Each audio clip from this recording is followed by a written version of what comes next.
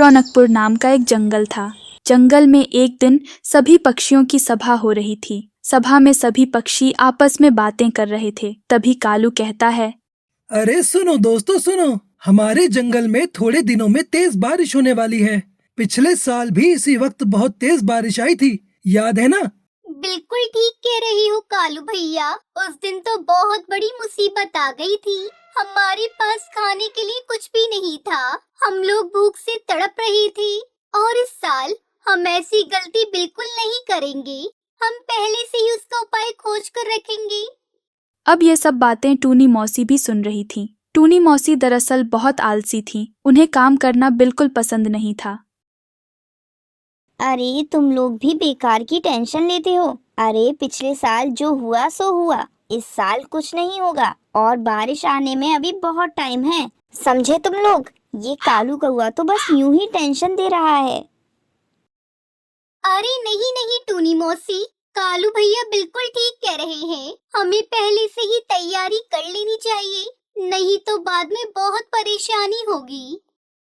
तो तुम लोगों को जो करना है वो करो, मैं चली, मुझे वैसे भी बहुत काम है। ऐसा बोलकर टूनी मौसी वहां से चली जाती है। अरे जाने दो उन्हें, वो ऐसी ही है। लेकिन हमें बारिश के दिनों में खाने का कुछ उपाय तो करना ही होगा, वरना भूख से हमारी हालत खराब हो जाएगी। अब मेरे पास एक उपाय है। क्या? कौन सा उपाय टुनटुनी? अरे यहाँ से थोड़ी दूरी पर एक खाली गुफा है। उस गुफा में कोई नहीं रहता, तो क्यों ना हम लोग उसी गुफा में थोड़ा थोड़ा करके अनाज और फल जमा कर ले, और बाद में जब बारिश आएगी तब हम उसे खाने में इस्तेमाल करेंगे। बोलो क्या कहते हो? वाह टुनटुनी वाह, ये तो बहुत बढ़िया आइडिया है। तो हम लोग कल से ही अनाज और फल इकट्ठा करना शुरू कर देते हैं। ठीक है, तो कल से ही हम लोग काम पर लग जाते हैं और अभी के लिए अपने अपने घर चले जाते हैं। इसके बाद सभी पक्षी मीटिंग खत्म करके अपने अपने घर की ओर निकल जाते हैं। दूसरे दिन सुबह सभी पक्षी अनाज और फल ढूंढने के लिए जंगल में निकल आते हैं। सभी पक्षी बारी बारी बहुत से खाने का सामान लेकर गुफा में जमा करने लगते हैं और ये सब दूर बैठकर टूनी मौसी भी देख रही होती है। अरे ये सभी पक्षी बारी बारी खाना लेकर कहाँ जा रहे हैं? कुछ तो बात जरूर है, मुझे पता लगाना होगा। ऐसा बोल के टूनी मौसी पक्षियों का पीछा करने लगती है। सभी पक्षी अनाज लेकर गुफा में आ जाते हैं। टूनी मौसी भी पीछा करते करते वहां पर आ जाती हैं और पत्थर के पीछे छिपकर सब कुछ देखने लगती है। तो दोस्तों, हमने बहुत सारा अनाज अब इकट्ठा कर लिया है और इस अनाज से हम आराम से बारिश का मौसम काट सकते हैं। अरे वाह, ये तो बड़े कमाल की बात है। हमने एक ही दिन में इतना सारा अनाज इकट्ठा कर लिया। लेकिन याद रखना, हमें इस सारे अनाज और फल को छुपाना पड़ेगा, वरना कोई भी आकर बड़ी आसानी से इसे चुरा कर ले जाएगा।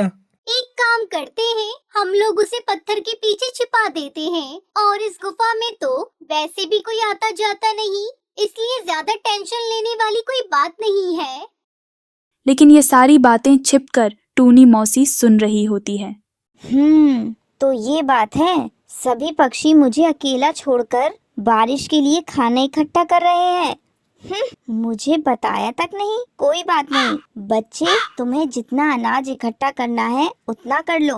अब मुझे सब कुछ पता चल गया है। अब मैं सारा अनाज चुराकर किसी भी वक्त ले जाऊंगी।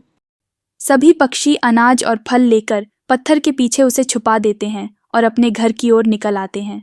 वहीं टूनी मौसी पत्थर के पीछे ही छिपी होती है। जैसे ही सभी पक्षी गुफा से बाहर आ जाते हैं तो तुरंत ही टूनी मौसी पत्थर के पास पहुंच जाती है। सारा अनाज और फल बारी बारी वहां से लेकर अपने घर चली आती है। अरे वाह, ये तो बहुत बढ़िया हुआ। मुझे इतनी आसानी से इतना सारा अनाज मिल गया। वो भी बिना मेहनत किए। बारिश का मौसम तो अब बड़ी आसानी से कट जाएगा। बड़े आराम से रह सकूंगी। अब उन लोगों को समझ आएगा मुझसे पंगा लेना कितना भारी पड़ा उन्हें। ऐसा बोल के टूनी मौसी बहुत ही खुश हो रही होती है। वहीं अब धीरे धीरे शाम हो जाती है। बारिश शुरू हो जाती है। सभी पक्षी और टुनटुनी चिड़िया अपने अपने घोंसले में बैठे हुए थे। देखा दोस्तों, अच्छा ही हुआ कि हमने आज ही अनाज का प्रबंध कर लिया, वरना इतनी बारिश में हम लोग भला कहाँ जाते। अब ये बारिश भला कब रुकेगी कब नहीं, हमें क्या ही मालूम। लेकिन चिंता की कोई बात नहीं है, हमारे पास काफी दिन चलने वाला अनाज जो है, अब हम कल सुबह खाने के लिए जाएंगे और पूरे दिन का खाना लेकर अपने अपने घर वापस लौट आएंगे। धीरे धीरे सुबह हो जाती है। सभी पक्षी टुनटुनी के घर आ जाते हैं।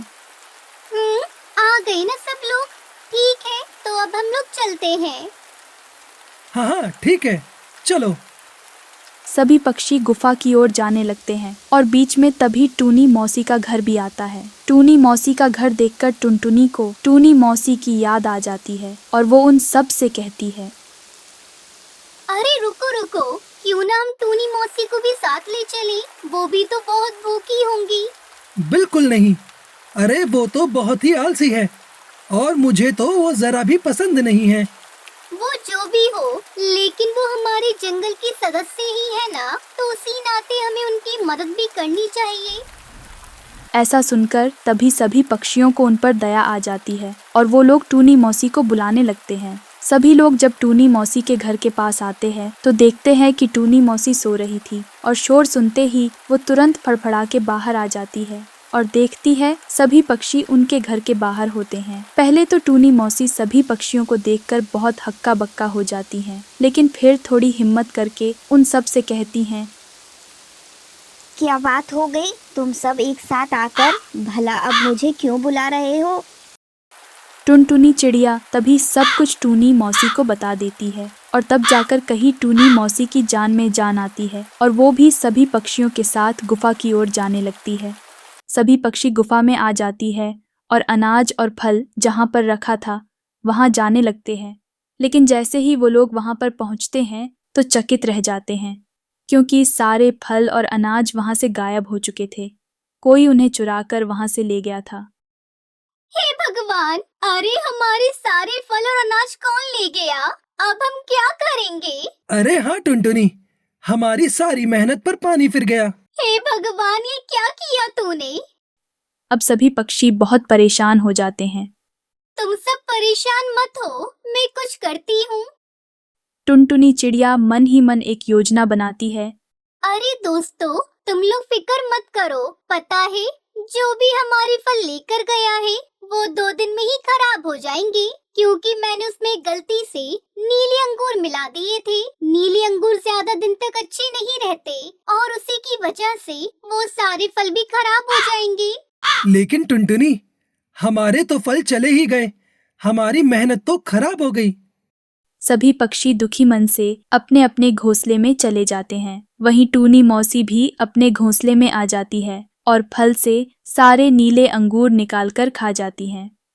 ये तो अच्छा हुआ ये उसने बता दिया। अब टेंशन की कोई बात नहीं। अब सारा अनाज और फल बिल्कुल ज्यों का त्यों रहेगा, कुछ भी नहीं बिगड़ेगा। अब कल सुबह भी तो गुफा में पहुंचना है मुफ्त का खाना खाने के लिए। ऐसा बोलकर टूनी मौसी सो जाती है। अगले दिन टूनी मौसी और सभी पक्षी गुफा में आ जाते हैं। थोड़ी देर में बचा हुआ खाना लेकर टुनटुनी भी वहां पर आ जाती है। टुनटुनी जब सबको खाना परोस रही थी कि इतने में उसकी नजर टूनी मौसी की चोंच पर पड़ती है। टूनी मौसी की चोंच खाने की वजह से नीली हो गई थी और अब ये देखकर वो सब समझ जाती है। अरे टूनी मौसी, ये आपकी चोंच नीली कैसे हो गई? कल तक तो सब कुछ ठीक था। आप ही है ना जिसने हमारे फल चुराए हैं? क्या? नहीं नहीं, ये तुम क्या कह रही हो टुनटुनी? अरे मुझे क्या पता फल के बारे में, मैंने ऐसा कुछ नहीं किया। और तुम्हारे पास क्या सबूत है कि फल मैंने ही चुराए हैं? सबूत ये है कि नीले अंगूर खाने से ही ऐसा रंग हो जाता है और अंगूर का रंग 2-3 दिन बाद ही निकलता है। मुझे पता था कि हम में से ही कोई है जिसने ये काम किया है, इसलिए कल मैंने झूठ कहा था कि एक दिन में अंगूर बिगड़ जाते हैं। चलो चलकर इनके घर की तलाशी लेते हैं, अभी दूध का दूध और पानी का पानी हो जाएगा। ऐसा सुनकर अब टूनी मौसी घबरा जाती हैं और सारा सच उगल देती है। मुझे माफ कर दो तुम लोग। हाँ टुनटुनी ठीक कह रही है, वो सब कुछ मैंने ही चुराया है। ऐसा सुनते ही अब सभी पक्षी बहुत गुस्सा हो जाते हैं और टूनी मौसी चुराया हुआ खाना उन सभी को वापस कर देती है। सभी पक्षी टूनी मौसी को जंगल से बाहर निकाल देते हैं और मिलकर टुनटुनी का शुक्रिया अदा करती है।